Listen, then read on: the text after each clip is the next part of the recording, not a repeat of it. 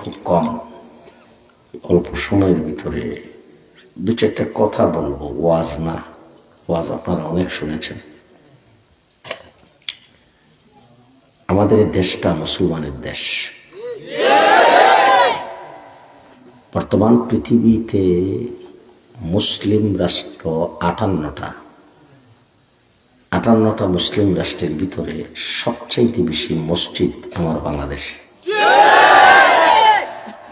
সবচাইতে বেশি মাদ্রাসা আমার বাংলাদেশে, সবচাইতে বেশি আলেম আমার বাংলাদেশে, সবচাইতে বেশি হাফেজে কোরআন আমার বাংলাদেশে। ইসলামের ব্যাপারে প্রচার প্রসারের দিক থেকে বাংলাদেশ বর্তমানে 1 নম্বরে আছে। পৃথিবীর বিভিন্ন জায়গায় ইসলাম যারা প্রচার করতেছেন তার একটা মাধ্যম হলো তাবলিগ জামাত।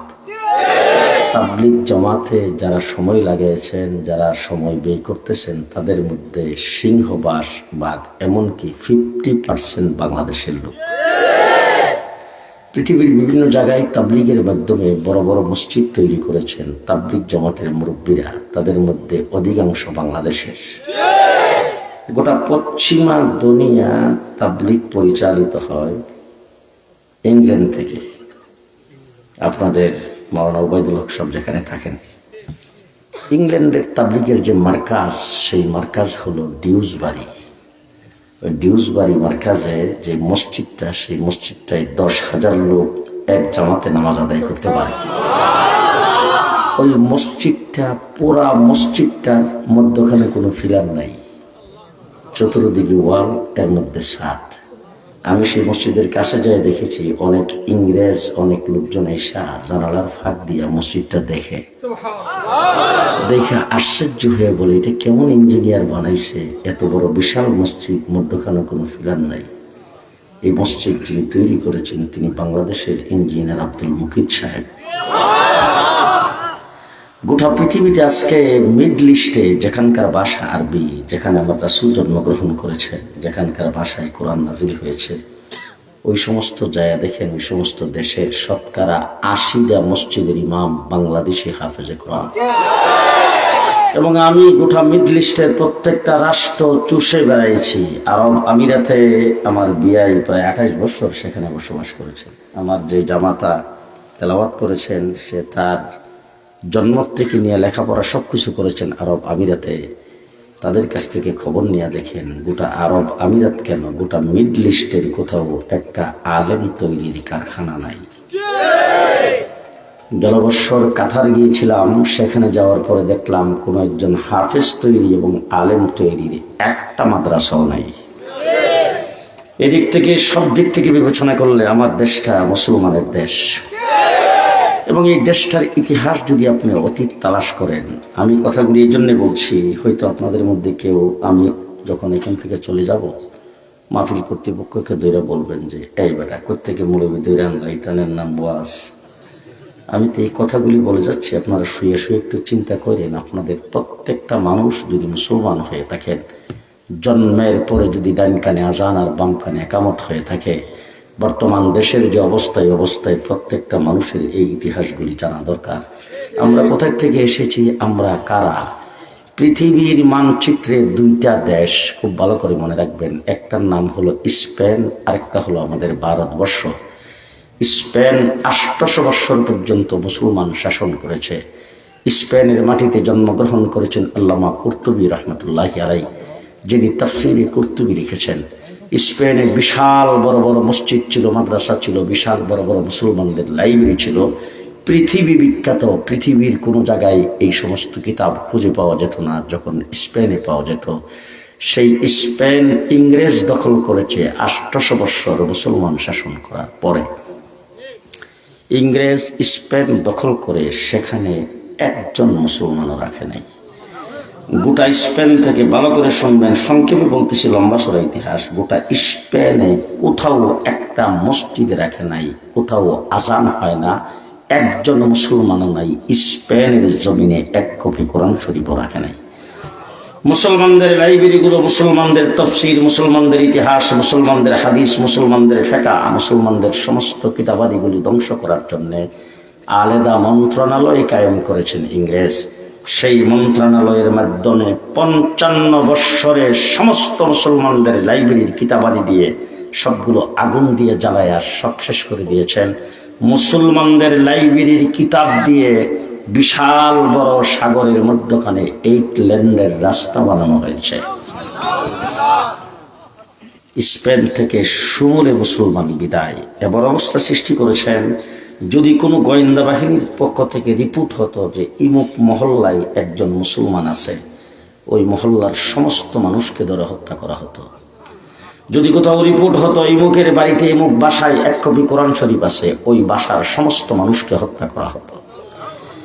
এইভাবে ইসলামকে সেখান থেকে বিদায় করে দিয়েছে। আমার এই ভারতবর্ষ, আমরা একবার ভারতবর্ষের ভিতরে ছিলাম তো, আসতে আমরা ভারতবর্ষের ভিতরে তো, আমার এই ভারতবর্ষ 800 বৎসর মুসলমান শাসন করেছে। এই ভারতবর্ষের শাসন ক্ষমতায় এমন রাষ্ট্রপ্রধানও শাসন করেছেন যার জীবনে কোনোদিন আসরের সুন্নত ছুটে নাই, জীবনে কোনোদিন 5 ওয়াক্ত নামাজের তাকবীরুল্লাহ কোনোদিন ছুটে নাই, জীবনে কোনোদিন তাহাজ্জুদ ছুটে নাই, জীবনে কোনোদিন তার চোখে বেগানা কোনো নারীর চেহারা দেখে নাই। হযরত খাজা কুতুবউদ্দিন কাকি রহমতুল্লাহ আলাইহি ইন্তেকালের পরে ওসিয়ত করেছেন, আমার জানাজা এমন ব্যক্তি পড়াবে যার 4টা গুণ আছে। জীবনে কোনোদিন 5 ওয়াক্ত নামাজের তাকবীরুল্লাহ ছুটে নাই, জীবনে কোনোদিন আসরের সুন্নত ছুটে নাই, তাহাজ্জুদ ছুটে নাই, তার চোখে বেগানা নারীর চেহারা দেখে নাই। জানাজার লাশ যখন মাঠে রাখা হলো, তখন বড় বড় শাইখুল হাদিস, বড় বড় মুহাদ্দিস, বড় বড় মুফাসসির, বড় বড় পীর মুফতি সবাই সেখানে খাড়া। খাদেম দ্বারাই ওসিয়ত করেছেন 4টা গুণ যার ভিতরে আছে তিনি তার জানাজা পড়াবেন। কেউ সামনে যাচ্ছে না। একজন ব্যক্তি মাথা নিচের দিকে দিয়ে চোখের পানি ছাড়তেছেন, গাল বেয়ে বেয়ে পানি ঝরতেছে, আর সামনের দিকে গেছেন। যাইয়া যখন চেহারা উপরের দিকে উত্তোলন করেছেন, সবাই দেখে ভারতের বাদশাহ সুলতান আলতামশ রহমতুল্লাহি আলাইহি। তিনি সামনে দাঁড়ায় বলেছেন, এই বুড়া ইন্তেকালের সময় আমাকে প্রকাশ করে দিয়ে গেল, আমি তোমাদের রাষ্ট্র পরিচালনা করি। জীবনে কোনোদিন আমার তাহাজ্জুদ ছুটে নাই, আমার আসরের সুন্নত কোনোদিন কাজা হয় নাই। বালেগ হওয়ার পরে আমি আমার চোখে কোনো বেগানা নারীর চেহারা দেখিনি। এই ছিল 12 বৎসরের ইতিহাস। 800 বৎসর মুসলমান শাসন করার পরে ভারতের ক্ষমতাও দখল করেছে ইংরেজ। স্পেনের ক্ষমতা কে দখল করেছে? ভারতের ক্ষমতা কে দখল করেছে? ইংরেজ। একই শক্তি, একই পাওয়ার, একই ক্ষমতাধর, একই অস্ত্র শস্ত্রের মালিক। ভারতও দখল করেছে, স্পেনও দখল করেছে।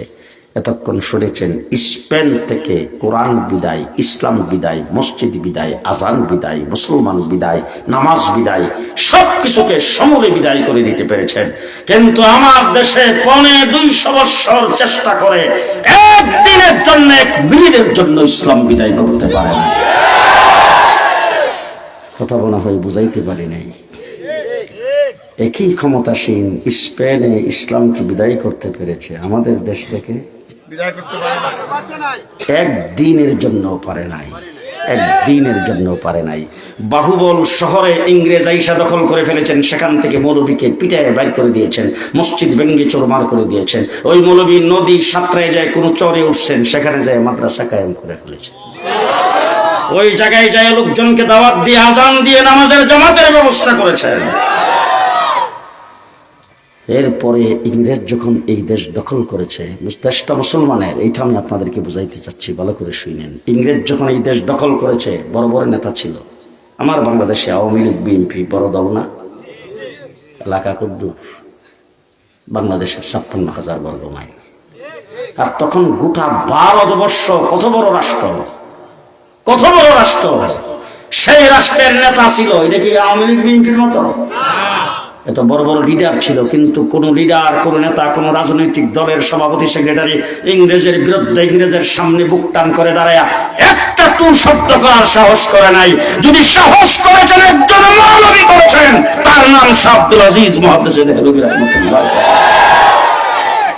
দিল্লির জামি মসজিদের মিম্বরে দাঁড়ায় তিনি 1802 খ্রিস্টাব্দে জুমার নামাজের খুতবা দিতে যায় বলেছেন, এই ভারতবর্ষের মুসলমানেরা, তোমরা পরাধীন হয়ে গেছো, তোমাদের রাষ্ট্র দখলদারিত্বের হাতে চলে গেছে, এই দেশকে স্বাধীন করার জন্য তোমাদের মুক্তিযুদ্ধ করা ফরজ।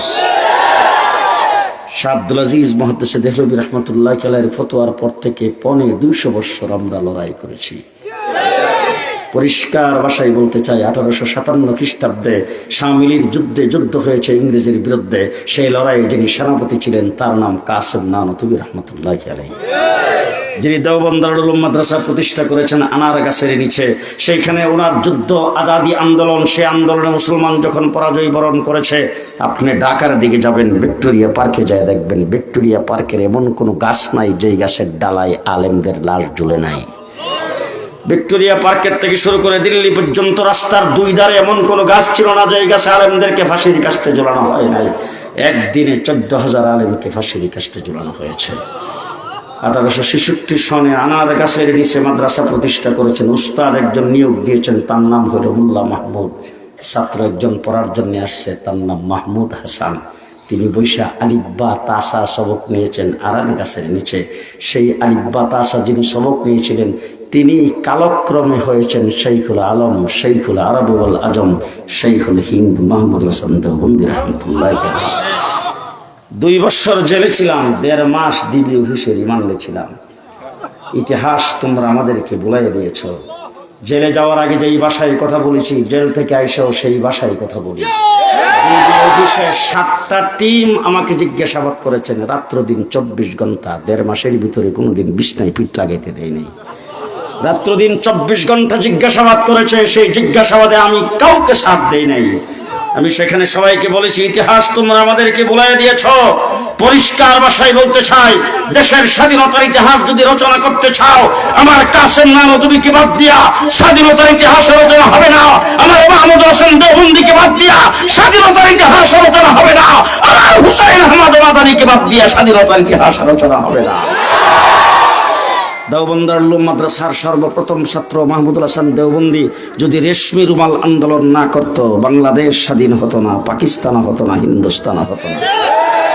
মাহমুদুল হাসান দেওবন্দি মাল্টার জেলখানার ভিতরে যদি নির্যাতিত না হতেন, দেশ স্বাধীন হতো না। তার সুযোগ্য সাগরির দুনিয়ার আজিম লিডার কুতুবে আলম হুসাইন আহমদ মাদানী রহমতুল্লাহ আলাইহি, তিনি লাহোরের কোর্টে বিচারকের সামনে দাঁড়িয়েছেন। বিচারকের আসন থেকে ডাক দিয়ে বলছেন, আপনার নাম কি? হুসাইন আহমদ বলে, হ্যাঁ। আপনার বিরুদ্ধে অভিযোগ হলো আপনি নাকি ফতোয়া দিয়েছেন মুসলমানের সন্তান ইংরেজের মিলিটারিতে ভর্তি হওয়া হারাম। তিনি বিচারকের আসনে বিচারক বসা, আর তিনি কাঠগড়ায় দাঁড়ায় বলতেছেন, ফতোয়া আগেও দিছি, এখনো দিতেছি, সামনেও দেব। কওমি মাদ্রাসার ছাত্র, আলেম ওলামায়ে কেরামকে সম্বোধন করার মতো সেই সাহস আমার নাই, কিন্তু ছাত্রদেরকে বলতে চাই, যারা মাদ্রাসায় পড়ো, তোমরা সিংহের জাতি। সবসময় মাথা উঁচু করে থাকবা, আমরা সিংহের জাতি, আমরা হুসাইন আহমদ মাদানীর উত্তরসূরি। কোর্টের কাঠগড়ায় দাঁড়ায় তিনি বলছেন, আগেও ফতোয়া দিয়েছি, এখনো দিচ্ছি, সামনেও দেব। হযরত মাওলানা মোহাম্মদ আলী জওহার কাঠগড়ায় ওনার পাশে দাঁড়ানো ছিল, লাফ দিয়ে পায়ে পড়ে গেছে, আর ডাক দিয়ে বলছেন, হযরত ये अदालत है, थोड़ा नरमी से बात करे, ये अदालत है, थोड़ा नरमी से बात करे, মুসলমান পর थोड़ा রহম করে। এই কথা বলার পরে হুসাইন আহমদ মাদানী মোহাম্মদ আলী জওহারকে ধাক্কা দিয়ে সরাইয়া জোর গলায় আওয়াজ করে বলছেন, এই মোহাম্মদ আলী, আজকে ইংরেজের কাঠগড়ায় দাঁড়ায় যদি আমি ফতোয়ার পরিবর্তন করি, আল্লাহর নবীর দান শহীদ করা দ্বীনের পরিবর্তন হবে। হাসরের ময়দানে রাসূলের সামনে মুখ দেখানো যাবে না। এই কথা যখন জোর গলায় বলছেন, বিচারকের আসন থেকে বিচারক ডাক দিয়ে বলছেন, মাওলানা সাহেব, আপনি কোন জায়গায় দাঁড়ায় কথা বলছেন, আপনি কি টের পান? কোন জায়গায় দাঁড়ায় কথা বলছেন, আপনি কি টের পান? এই কথা বলার পরে হুসাইন আহমদ মাদানীর হাতুড়ির নিচে ছিল কাফনের কাপড়, টান দিয়া কাফনের কাপড় বের করে উপরের দিকে উত্তোলন করে বলছেন, এই ইংরেজের চালা বিচারক, ভালো করে দেখে রাখ, লাহোরের কোনো মানুষের 5টি পয়সা খরচ হবে না হুসাইন আহমদকে দাফন করার জন্যে। আমি কাফনের কাপড় সাথে নিয়ে এসে তোর কাঠগড়ায় দাঁড়িয়েছি। কলম তো তোর হাতে, আইন তো তোর হাতে, বিচার তো তোর হাতে। তুই আমাকে ফাঁসির কাস্টে ঝুলাইতে পারো, যাবজ্জীবন কারাদণ্ড দিতে পারো, ফাঁসির মঞ্চে যায় হুসাইন আহমদ মাদানী বলবে, ইংরেজের মিলিটারিতে ভর্তি হওয়া হারাম, ইংরেজের বিরুদ্ধে যুদ্ধ করা ফরজ। হুসাইন আহমদ মাদারীকে বাদ দিয়া দেশের স্বাধীনতার ইতিহাস রচনা করলে সেই ব্যক্তি গাদ্দার হবে আর মুনাফেক হবে। হুসাইন আহমদ মাদানী করাচিতে বক্তব্য রাখবেন ইংরেজের বিরোধী সমাবেশে, সেখানে 146 ধারা জারি করা হয়েছে। ইতিহাসিকগণ লিখেছেন চতুর্দিকে অন্তত 10 লক্ষ মানুষ জমায়েত হয়েছে, চতুর্দিকে শুধু মানুষ আর মানুষ। ইংরেজ সেখানে এলান করতেছে, ঘোষণা করতেছে আজকের সমাবেশ নিষিদ্ধ ঘোষণা করা হলো। এই সমাবেশ যদি কেউ পরিচালনা করতে চায়, এই সমাবেশের যদি কেউ সভাপতিত্ব করে, কেউ নেতৃত্ব দেয়, দেখা মাত্র গুলি করা হবে। হুসাইন আহমদ মাদানী সবাইকে ফাঁক করে লাফ দিয়ে স্টেজে উঠে বুক টান করে সদরিয়ার বোতাম, কোটের বোতাম খুলে দিয়ে বুক টান করে দাঁড়ায় বলছেন, আমি এই সমাবেশের সভাপতি, আমি গুলি। চতুর্দিক থেকে গুলি করতে শুরু করেছেন, একটা গুলি ওনার গায়ে লাগে নাই। আজকে ভালো করে স্মরণ রাখবেন, এই কোটের নাম মুজিব কোট। খোদার কসম করে বলছি, এটা মুজিব কোট নয়, এটা ওলামা কোট। আজকে পরিষ্কার ভাষায় মনে রাখেন, হুসাইন আহমদ মাদানী যেদিন টান দিয়া বোতাম গুলি খুলে বুক টান করে দাঁড়াইয়া ইংরেজের বিরুদ্ধে বক্তব্য রেখেছিলেন, এরপর থেকে উলামায়ে কেরামের বোতাম লাগায় না, বোতাম সবসময় খোলাই রাখে।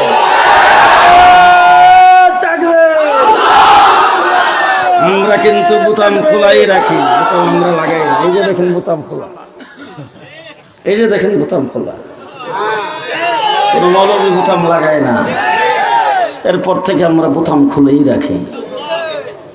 শামসুল হক ফরিদপুরি রহমতুল্লাহি আলাইহি নাম শুনছেন? জি, শামসুল হক ফরিদপুরি রহমতুল্লাহি আলাইহি ঢাকা লালবাগ মাদ্রাসায় শেখ মুজিবুর রহমানের বাড়ি আর শামসুল হক ফরিদপুরির বাড়ি কাছাকাছি। একজনের বাড়ি কোটালীপাড়া, আরেকজনের বাড়ি হলো গহরডাঙ্গা। শামসুল হক ফরিদপুরির সঙ্গে প্রায় সাক্ষাৎ করতে যাইতেন, বিভিন্ন বিষয়ে পরামর্শ করতে যাইতেন শেখ মুজিব।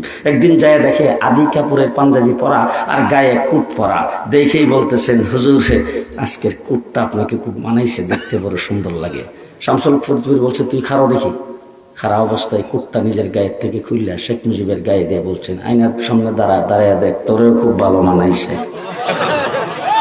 যা এই কুটটা তোরে দিয়ে দিলাম। এই হলো কোটের ইতিহাস। এটা মুজিব কোট, এটা ওলামা কোট, ঠিক কিনা বলেন?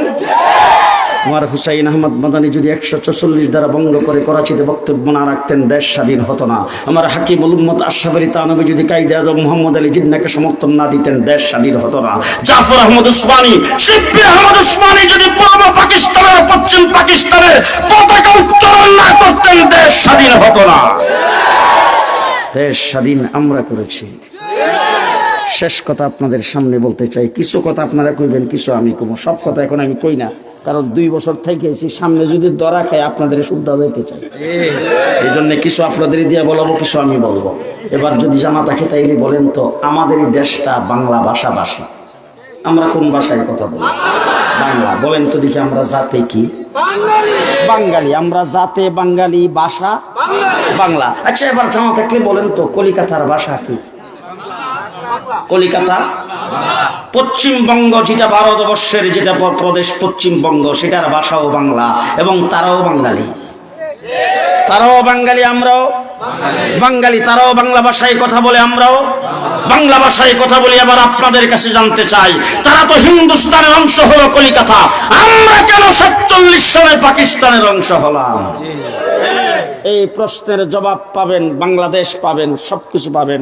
আজকের মাহফিলে যারা চাঁদা দিচ্ছেন সেটাও পাবেন, মাদ্রাসা কেন হইল সেটাও পাবেন, সবকিছু পাবেন। বলেন, আমরা কেন পাকিস্তানের অংশ হলাম? তারা একই বাঙালি, একই বাংলা ভাষায় কথা বলে, তারা কেন হিন্দুস্তান, আমরা কেন পাকিস্তান? বলেন বলেন বলেন, কেন কেন? আমরা মুসলমান। পরিষ্কার ভাষায় মনে রাখবেন ভালো করে, আমরা মুসলমান হিসাবে, মুসলিম অধ্যুষিত মেজরিটি মুসলমান হিসাবে আমরা পাকিস্তানের অংশ হয়েছিলাম। কি হিসাবে? এই ডানিমামে তাকে দেখেন, কেউ যদি কথা না কহে, কাওয়া কাদেরের দলের লোক। কি হিসাবে আমরা পূর্ব পাকিস্তান হয়েছিলাম? আরো জোরে, মুসলমান হিসাবে। এবার ভালো করে বুঝেন, মুসলমান হিসাবে আমরা পাকিস্তানের অংশ হয়েছি, আমরা হয়েছি পূর্ব পাকিস্তান, পশ্চিম পাকিস্তানিরা যখন আমাদের অধিকারের উপর হস্তক্ষেপ করেছে, তারা যখন আমাদের উপর জুলুম নির্যাতন করেছে, চাকরির ক্ষেত্রে, লেখাপড়ার ক্ষেত্রে, সব দিক থেকে যখন বৈষম্যের শিকার আমরা হয়েছি, তখন 7.5 কোটি বাঙালি একসাথে অস্ত্র ধরে 1971 9 মাস যুদ্ধ করে আমরা দেশ স্বাধীন করেছি। পরিষ্কার ভাষায় বলতে চাই, স্বাধীনতা যুদ্ধ কোনো একক ব্যক্তির ক্রেডিট নয়, স্বাধীনতা যুদ্ধ কোনো একক দলের ক্রেডিট নয়, 7.5 কোটি বাঙালির ক্রেডিট। 7.5 কোটি বাঙালি অস্ত্র ধরে যুদ্ধ করেছি কয় মাস? কয় মাসে দেশ স্বাধীন করেছি? 9 মাসে। এবার জানা থাকলে বলেন তো, কাশ্মীর হিন্দুস্তানের অংশ কতদিন যাবৎ স্বাধীনতা যুদ্ধ করে? 70 বছর। কয় বছর? কয় বছর? 70 বছর। হাজার হাজার মা বোনদের ইজ্জত চলে গেছে, হাজার হাজার মানুষ, লক্ষ লক্ষ মানুষ জীবন দিয়েছে। হয়েছে নি 70 বছরে স্বাধীন? জি। আপনাদের সিলেটের পাশেই হলো আসাম, 40 বছর যাবৎ স্বাধীনতা যুদ্ধ করতেছে, ওই সেই স্বাধীন। আমার ব্রাহ্মণবাড়িয়ার পূর্ব পাশেই হলো ত্রিপুরা আগরতলা, সেটাও 40 বছর যাবৎ স্বাধীনতা যুদ্ধ করতেছে, হয়েছে নি স্বাধীন? জি। আজকে খোদার কসম করে, আজকে যারা স্বাধীনতার পক্ষ শক্তি মুক্তিযুদ্ধ করেছে বলে দাবি করো, তাদের চোখে আঙ্গুল দিয়ে বলতে চাই, আমরা যদি হিন্দুস্তানের অংশ হতাম 70 বছর লড়াই করে স্বাধীনতা অর্জন করতে পারতাম না। মুসলমান হিসাবে পাকিস্তানের অংশ হয়েছে, এই জন্য স্বাধীনতা লাভ করেছে। 71 দেশটা স্বাধীন হয়েছে, মূলে কি? মুসলমান। আস্তে কইন, আস্তে। ডর আছে নাকি? ভয় আছে নাকি? আরে বই তো কবর দিয়ে ফেলছি 5 আগস্টে। হাসিনা যখন বিদায়, ভয়ও বিদায়। কথা কয় না, ঠিক না ঠিক? সুতরাং আমরা স্বাধীনতা অর্জন করেছি, মূলে হলো মুসলমান, ঠিক না ঠিক? মূলে হলো মুসলমান, ঠিক কিনা বলেন? এরপরে বাংলাদেশ 54 বছর পর্যন্ত চলছে, ইসলামকে শেষ করার জন্য পদে পদে ষড়যন্ত্র শুরু হয়েছে। সর্বশেষ দিনের ভোট রাতে করে যাকে ক্ষমতায় ভারতে বসায় রেখেছিল ইসলামকে উৎখাত করার জন্য, শাপলা চত্বরে আলেম ওলামায়ে কেরামের উপর 1,54,000 গুলি চালানো হয়েছে। আমার বাংলাদেশটাকে একটি অকার্যকর রাষ্ট্রে পরিণত করার জন্য 57 জন আর্মি অফিসারকে পাখির মতো গুলি করে হত্যা করা হয়েছে।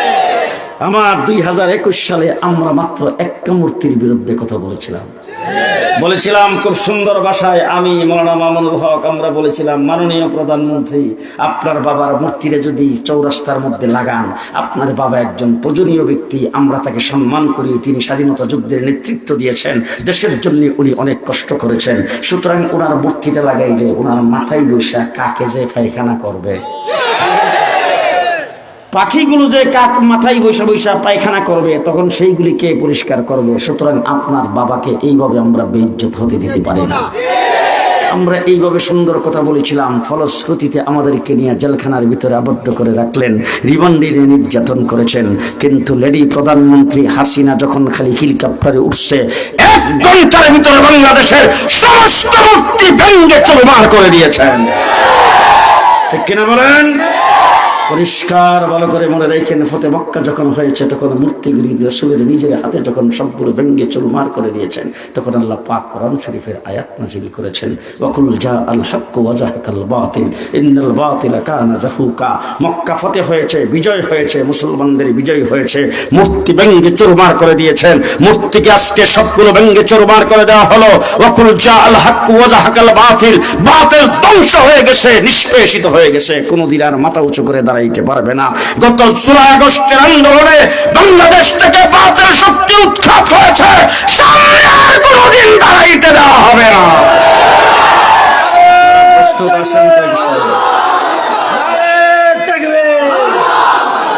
আমার বন্ধুগণ, 54 বৎসরের বাংলাদেশ, 54 বৎসরের ভিতরে আমরা দেখতে দেখতে অনেক কিছু দেখে ফেলেছি। সর্বপ্রথম ক্ষমতায় এসে শেখ মুজিবুর রহমান সাহেব ঘোষণা দিল, আমার সোনার বাংলা, আমি তোমায় ভালোবাসি। একজনে বমি করছে, আরেকজনে খাইছে। জানি না আমার বিয়াই তখন বাংলাদেশে ছিল না কোথায় ছিল, একজনে বমি করছে, আরেকজনে খাইছে। কিছুদিন পরে আরেকজন এসে বলল সবুজ বাংলা, এরশাদ সাহেব এসে বলল দুটাই বাদ, নতুন বাংলা। শেখ হাসিনা ক্ষমতায় এসে ঘোষণা দিল মডার্ন বাংলাদেশ।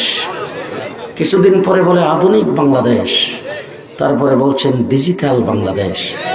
পদ্মা সেতু উদ্বোধনের সময় বলছেন স্মার্ট বাংলাদেশ।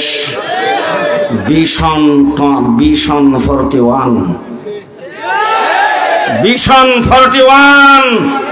আল্লাহ ডাক দিয়ে বলছেন, এই হাসিনা থাম, ভিশন 41 না, ভিশন 24। ভিশন 24 ফেরাউনরে ধরছে পানি দিয়া, মুসা আলাইহিস সালামের লাঠি দিয়ে আল্লাহ ধরতে পারতো না? কথা দিয়ে আসতে কম। নমরুদের ধরছে ল্যাংরা মশা দিয়া। কি দিয়া? ল্যাংরা মশা দিয়ে। কেন? জিবরাইল আমিন এসে তো ইব্রাহিম আলাইহিস সালামকে জিজ্ঞেস করেছেন, ইব্রাহিম নমরুদে যে আগুনটা জ্বালাইছে, আমি ইচ্ছা করলে তো আগুনটা নিয়ে নমরুদের রাজপ্রাসাদ লাগায় হেরে শুদ্ধ জ্বালাই দিতারি, তুমি কি কও? আল্লাহ ইচ্ছা করলে পারতো কিনা? আল্লাহ পাক আগুন দিয়া ধরে নাই, ল্যাংরা মশা দিয়া। আব্রাহা বাদশাহ বাইতুল্লাহ শরীফ ধ্বংস করতে আসছে, আল্লাহ পাক আব্দুল মুত্তালিবের দিলের মধ্যে ডাক দেখো, তুই যে পাহাড়ের উপর একটা তামসা দেখ, আমি 150 টাকার বাহিনী পাঠাইতেছি। এক একটার ওজন 150 টাকা, এক একটার সাথে 3টা করে গ্যানেট, এক একটা গ্যানেটের ওজন কলর দানার সমান, 3টা করে গ্যানেট। আলাম তারা কাইফা ফাআলা রাব্বুকা বিআসহাবিল ফিল আলাম ইয়াজআল কাইদাহুম ফি তাদলিল وأرسل عليهم طيرا أبابيل। 150 টাকার পাখি আল্লাহ পাক পাঠাইছে, আইসা পজিশন উপর দিক দিয়ে রেডি। নিজ দিয়ে খালি আব্রাহা বাদশা কইছে আল্লাহ ডাক দেখো, বম্বিং শুরু কর, বম্বিং শুরু কর। তারমিহিম বিহিজারাতিন মিন সিজ্জিল ফাজআলাহুম কাআসফিন মাকুল। তাফসীরের কিতাবে লেখছে, একটা ঘোড়ার মুখের ভিতরে যদি আম পাতা, জাম পাতা, কাঁঠাল পাতা, বেশ কয়েক প্রকারের পাতা একত্রিত করে যদি ঘোড়ার মুখের ভিতরে দেওয়া হয়, আর বালা করে সাবায় যদি বমি করে, এরপরে কোনটা আম পাতার অংশ কোনটা জাম পাতার অংশ জীবন নির্ণয় করা যাবে না, বেছে বের করা যাবে না। ঠিক তেমনি করে বম্বিংয়ের পরে হেরামের পাশে যায় দেখা গেল কোনটা হাতির গোশত আর কোনটা মানুষের গোশত, কোনটা হাতির হাড় আর কোনটা মানুষের হাড় বোঝা যায় না। আমার আল্লাহ রাব্বুল আলামিন বিএনপির ডাক দেয়া করছে, 28 তারিখ পরাজয় বরণ করছে, জায়গা ভাই জিজ্ঞা। হেফাজত ইসলামরে ডাক দিয়ে কইছে, জেল থেকে বেরিয়ে চুপ থাক।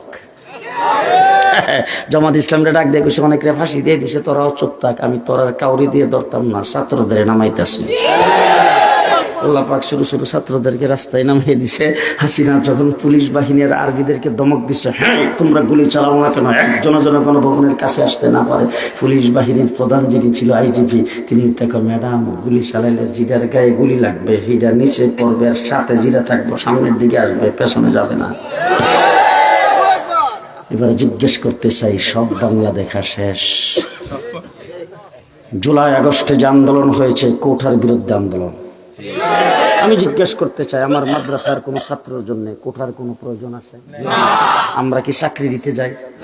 চাকরির জন্য কোথাও দরখাস্ত করি? কোঠার প্রয়োজন হলো স্কুল কলেজের ছাত্রদের জন্য। তারা যখন নামছে রাস্তায়, কোঠার বিরুদ্ধে, বৈষম্যের বিরুদ্ধে যখন রাস্তায় নামছে, যখন তাদেরকে রাজাকার বলে যখন গুলি চালাইতে শুরু করেছেন, আমার কওমি মাদ্রাসার ছাত্র একজনও ঘরে বসে থাকে নাই, রাস্তায় নেমে আসছে। পরিষ্কার কথা বলতে চাই, আমরাও 84 জন জীবন দিয়েছি, আমাদের অনেকেই আজকে পঙ্গু অবস্থায় হাসপাতালে আছে। সুতরাং আন্দোলন সংগ্রামে আমরা সাথে ছিলাম, মাঠে থেকে যেই অভ্যুত্থান ঘটিয়েছি, যেই বিপ্লব ঘটিয়েছি জুলাই আগস্টের আন্দোলনে, সেই বিপ্লবের পরে আগামী দিনে যেই বাংলাদেশ হবে, সেই বাংলাদেশ হবে ইসলামের বাংলাদেশ, ইসলামের বাংলাদেশ। কে কে রাজি আছেন দেখে হাত উঠান।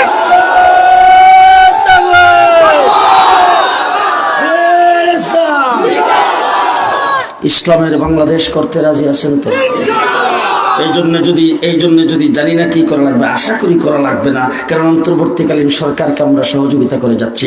সামনে নির্বাচন হবে, যারা নির্বাচন করবে তারাও তো এদেশের মুসলমান, কারণ আওয়ামী লীগ তো আর নাই, কথা বলছেন নাই কারবার। যারা নির্বাচন করবে তারাও ইসলামী মূল্যবোধে বিশ্বাসী।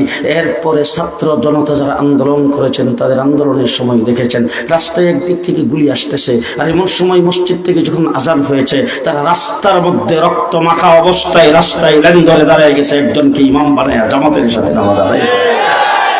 সুতরাং দেশ ইসলামিক বাংলাদেশ, ইসলামের বাংলাদেশ হবে যদি এই জন্য আবার মাঠে নামতে হয়।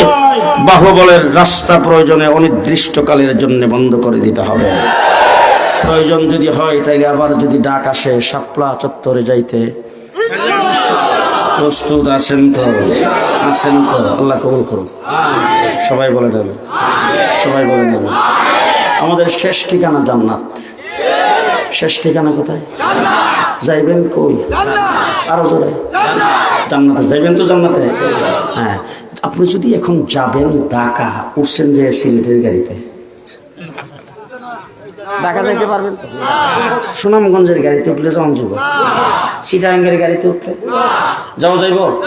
ঢাকা যাইবেন, ঢাকার গাড়িতে উঠা লাগবে, ঠিক না বেঠি? ঢাকার গাড়িতে টিকিট করে উঠা লাগবে, ঠিক না বেঠি?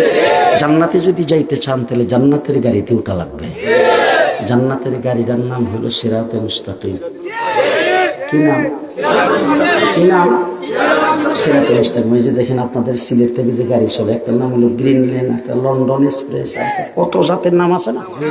জান্নাতে যাওয়ার যে গাড়িটা, সেই গাড়িটার নাম সিরাতে মুস্তাকিম। সিরাতে মুস্তাকিম যে গাড়িটা, সেই গাড়ির চাক্কা তিনটা।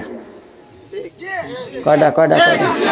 তিনটা চাক্কা। খালি নাম কয়ে দিয়ে যাবো, মুখস্থ রেখে বাড়ি যাবেন, ওই নাম যেখানে পাইবেন সেখানে দৌড়ে যাইবেন। 1 নম্বর হলো কওমি মাদ্রাসা, 2 নম্বর বেদাতবিহীন খানকা, 3 নম্বর গাট্টিওয়ালার দল। শুনছেন না? বোধ শুনছেন? তাবলিগ জামাত যেই তাকবীর উলামায়ে কেরামের দ্বারা পরিচালিত, যেই তাবলিগ শুরাই নিজামের দ্বারা পরিচালিত, সাদিয়ানি তাবলিগ না।